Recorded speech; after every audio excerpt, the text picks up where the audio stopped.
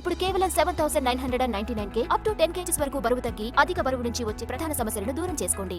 Director YVS Chowdary దాదాపు దశాబ్దం తర్వాత మెగా ఫోన్ పడుతున్నాడు. రే తర్వాత 9 ఏళ్ల పాటు బ్రేక్ తీసుకున్న ఈ దర్శకుడు త్వరలో నందమూరి హీరోను ఇంట్రడ్యూస్ చేయనున్నాడు. నందమూరి నుంచి వస్తున్న ఆ 4వ తరం హీరో ఎవరో చూద్దాం. దర్శకేంద్రుడు రాఘవేంద్రరావు శిష్యుడైన వైవిఎస్ చౌదరి 1998లో సీతారాముల కళ్యాణం చూతమురారండితో దర్శకుడిగా పరిచయమయ్యాడు. అక్కినేని నాగేశ్వరరావు నటించిన ఈ సినిమాను నాగార్జున నిర్మించాడు. ఈ మూవీతో వెంకట్, చాందినిని హీరో హీరోయిన్లుగా పరిచయం చేశాడు.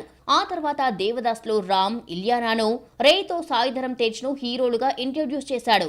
వైవిఎస్ చౌదరి త్వరలో ఎన్టీఆర్ ముని మనవడు, హరికృష్ణ మనవడు, జానకిరామ్ కొడుకును వెండితెరకు పరిచయం చేస్తున్నాడు. ఇతని పేరు కూడా నందమూరి తారక రామారావు కావడంతో మరో జూనియర్ ఎన్టీఆర్ తెరపైకి వస్తున్నాడు. వైవిఎస్ చౌదరి దర్శకత్వంలో ఆయన భార్య గీత ఈ సినిమాను నిర్మించనుంది. ఎన్టీఆర్ పేరు కలిసొచ్చేలా న్యూ టాలెంట్ రోర్స్ అనే కొత్త బ్యానర్ ను వైవిఎస్ ప్రారంభించారు. తెలుగు అమ్మాయి హీరోయిన్ గా నటించనుందని తెలిసిందే. మరో కార్యక్రమంలో హీరో హీరోయిన్స్ ను పరిచయం చేస్తామన్నారు చౌదరి.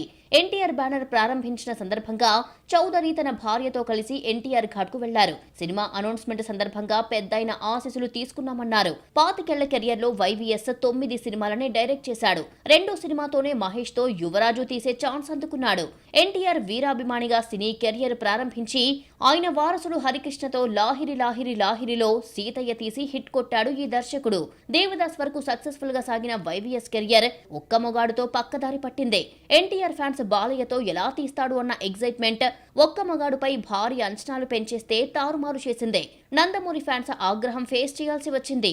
నిర్మాతగా రవితేజ, గుణశేఖర్ కాంబోలో నిప్పు తీస్తే భారీ నష్టాలు తీసుకొచ్చింది. రే సినిమాతో సాయిధరం తేజ్ ను ముందుగా వైవిఎస్ఏ పరిచయం చేసిన హీరో సెకండ్ మూవీ పిల్ల నువ్వులేని జీవితం ఫస్ట్ మూవీగా రిలీజ్ అయ్యింది.